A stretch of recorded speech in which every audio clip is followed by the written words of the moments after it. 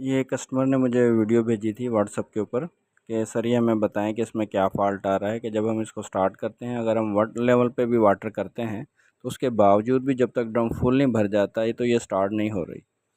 तो इसके अंदर जो फ़ॉल्ट है वो मैं आपको बताता चलूँ कि इसका जो सेंसर है, वाटर लेवल सेंसर जो लगा होता है, एक बारीक सा पाइप बैक साइड से आगे ऊपर लगता है, वो जो छोटा सा आगे लगा हुआ उसमें 3 तारें भी लगी होती है, वो सेंसर होता है इसका वाटर लेवल का। तो उसमें प्रॉब्लम है आपके, तो आप उसको चेंज कर दें। वो निकाल के सेम उसी मॉडल का आपको मिल जाएगा मार्केट से, वो लेके लगा दें तो आपका ये वाला जो प्रॉब्लम है हल हो जाएगा। अगर आपके साथ भी इस तरीके से कोई प्रॉब्लम है तो आप मुझसे व्हाट्सएप पे शेयर कर सकते हैं।